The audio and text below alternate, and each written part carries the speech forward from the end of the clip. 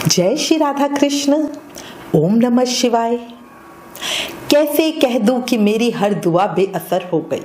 मैं जब भी रोई मेरे भोलेनाथ को खबर हो गई। एक बात याद रखना, जो करते हैं दुनिया पे भरोसा वो चिंता में होते हैं, पर जो करते हैं महाकाल पर भरोसा वो चैन की नींद सोते हैं। तो इसलिए सब कुछ छोड़कर इस पावन पर्व का अवसर उठाओ और अपने महाकाल को, अपने शिव को याद करते रहो। अब आज इस वीडियो में आपको शिव जी की एक बहुत सुंदर कहानी बताती हूँ। एक गांव में भगवान शिव का परम भक्त एक ब्राह्मण रहता था।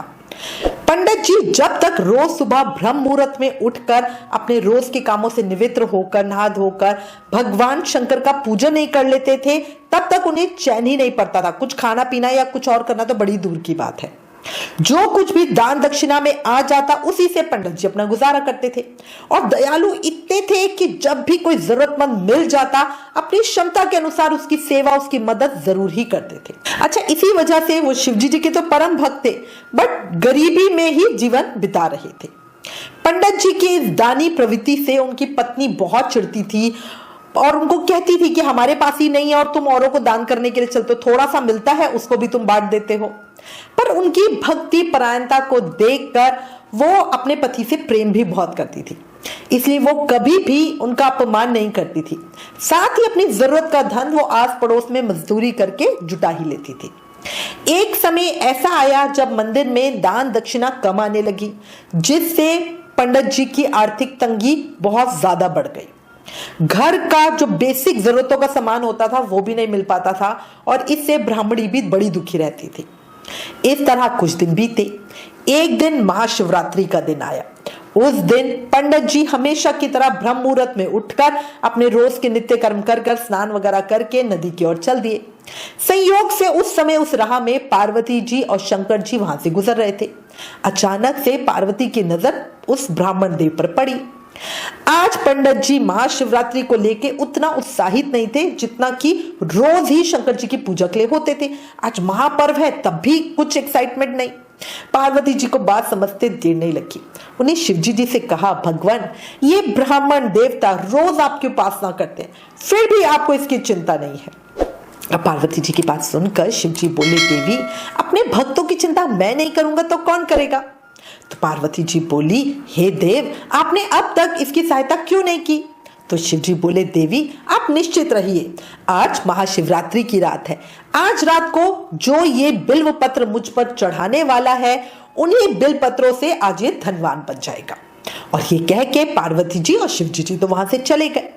पर संयोग की बात है, उस समय उस राह से एक व्यापारी गुजर रहा था और उसने छुपकर शिव पार्वती की सारी बातें सुन ली।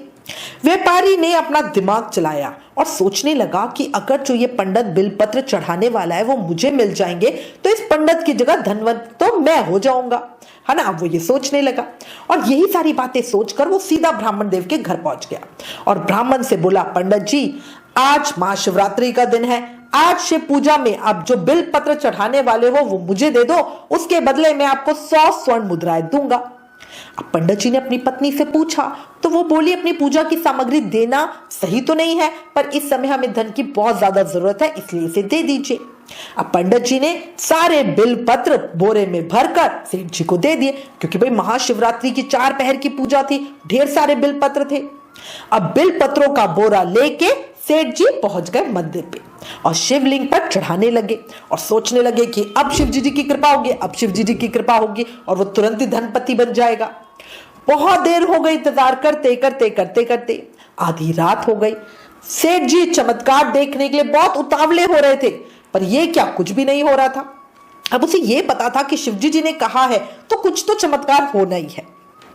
तीसरा पहर जैसे ही गुजरा, सेठ जी के सब्र का बांध टूट गया और वो एकदम गुस्से में आ गए और सेठ जी शिवलिंग को दोनों हाथों से पकड़कर झंझोड़ने लगे, कब दिखाओगे चमत्कार, कब दिखाओगे चमत्कार।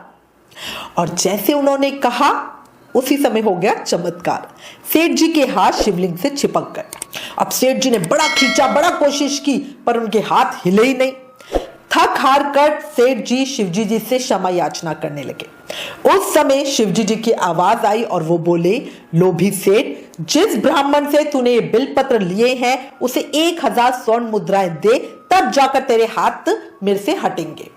अब सुबह जब पंडित जी रोज की पूजा के लिए मंदिर में आए तो देखा सेठ जी शिवलिंग पर हाथ चिपका कर रो रहे हैं।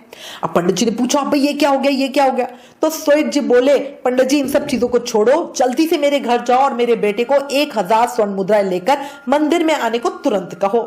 अब पंडित जी सेठ जी के घर पहुंचे और जैसा उन्होंने कहा था सब बोल दिया और वो उनका बेटा तुरंत ही 1000 स्वर्ण मुद्राएं लेकर आया। उन्होंने मंदिर में शिवलिंग के सामने ही सेठ जी ने वो स्वर्ण मुद्राएं पंडित जी को दिलवाई और जैसे ही दिलवाई उनके हाथ शिवलिंग से छूट गए।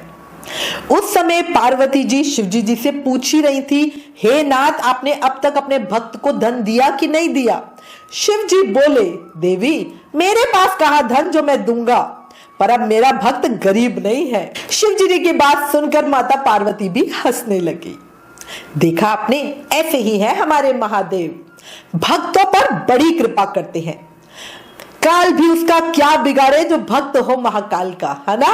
तो ये बिल्कुल सच्ची बात है। शिव जी बहुत भोले हैं, भक्तों के बहुत दयालु कृपालु हैं और मतलब तुरंत ही कृपा करने वाले हैं। किसी ने क्या खूब कहा है, ना जाने किस भेष में आकर काम मेरे कर जाते हैं, मैं जो भी मांगू महादेव वो मुझको चुपके से दे जाते हैं। बोलो भक्त और भगवान की जय। जय महाकाल।